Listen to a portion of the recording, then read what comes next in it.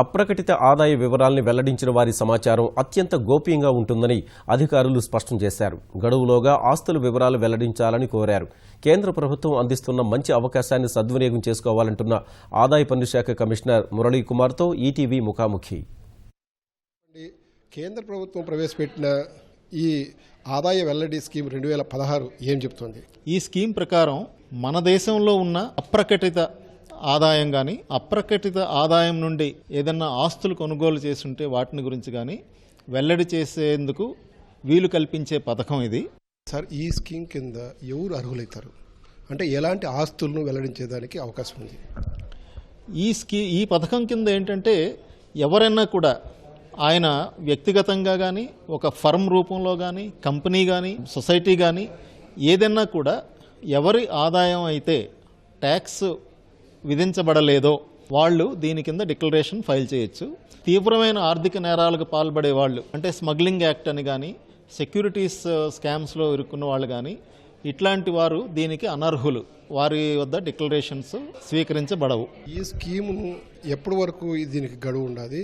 ఈ scheme already 1/6/2016 నుండి అమల్లోకి వచ్చింది. ఆల్రెడీ 30 సెప్టెంబర్ 2016 కల్లా డిక్లరేషన్స్ ఫైల్ చేయడానికి ఆఖరు తేదీ.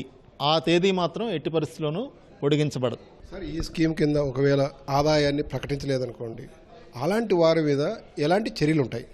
డిపార్ట్మెంట్ వద్ద ట్యాక్స్ పేయర్స్కి సంబంధించి అనేక ఏజెన్సీల నుండి కలెక్ట్ చేసిన ఇన్ఫర్మేషన్ చాలా ఉన్నది. ఆ ఇన్ఫర్మేషన్ సంబంధించి నోటీసులు అందజేయబడతాయి. వారి ఆదాయాన్ని ఏ సంవత్సరంలో అయితే మేము నోటీస్ ఇచ్చామో ఆ సంవత్సరం ఆదాయంగానే పరిగణించి టైం బారింగ్ అనేది లేకుండా దానిపైన ట్యాక్స్, ఇంట్రెస్ట్, పెనల్టీ మరియు ప్రాసిక్యూషన్ కూడా విధించడం జరుగుతుంది. అంటే 15-16 కన్నా ముందు ఎన్ని సంవత్సరాల లోపు ఆదాయాన్ని మీకు ప్రకటించాలి? 15-16 లోపు ఎన్ని సంవత్సరాల ముందుది అన్నది దానికి ఒక పరిమితి అంటూ లేదండి. అది 15 ఏళ్ళైనా అవ్వచ్చు, 20 ఏళ్ళైనా అవ్వచ్చు, 25 ఏళ్ళైనా అవ్వచ్చు. అయితే మా దగ్గర ఉన్న ఇన్ఫర్మేషన్ ఎంత పాతది అయితే అంత పాతది అవ్వచ్చు. దానిపైన మేము ఏ సంవత్సరం అయితే నోటీస్ ఇచ్చామో ఆ సంవత్సరంలోనే మేము అదుపు చేస్తాం. కాబట్టి వెనక్కి ఎంతకాలం వెళ్తామన్నది ఏమీ లిమిట్ లేదు, పరిమితి లేదు దానికి. ఈ స్కీమ్ కింద ఆదాయాన్ని వెల్లడించిన వాళ్లకు మీరు ఎలాంటి ప్రొటెక్షన్ ఇవ్వగలుగుతారు? ఈ స్కీమ్ కింద ఫైల్ చేసిన డిక్లరేషన్స్ అన్నీ కూడా అత్యంత గోపనీయంగా ఉంచబడతాయి.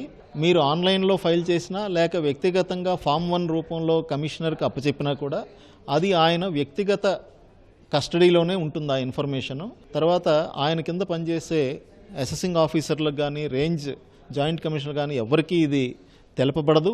పైన రిపోర్ట్ చేసినప్పుడు కూడా ఇన్ని డిక్లరేషన్లు వచ్చాయి, ఇంత ఇన్కమ్ వచ్చింది అనే తప్ప ఈ ఫలానా ఆయన ఇంత డిక్లేర్ చేశారు ఇది అని ఎప్పుడూ చెప్పడానికి లేదు. ఈ స్కీమ్ కింద స్థిరాస్తులను పరిగణలోకి తీసుకుంటారా, లేకంటే చరాస్తులను పరిగణలోకి తీసుకుంటారా, లేకంటే రెండింటిని పరిగణలోకి తీసుకుంటారా?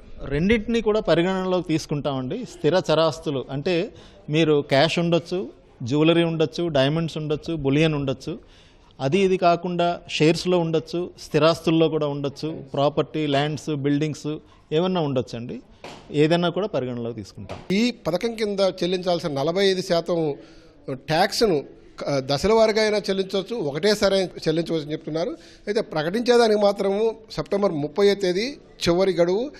ఎవరైనా కానీ 30 లోపల ప్రకటించకపోతే ఆ తర్వాత ప్రకటించకుండా ఉన్న వాళ్ళ మీద చట్టరీత్యా చర్యలు తీసుకుంటామని మన ప్రధాన కమిషనర్ మురళీ కుమార్ గారు చెప్తున్నారు. Cameraman నిరంజన్తో Tirupal Reddy, ETV news, Hyderabad.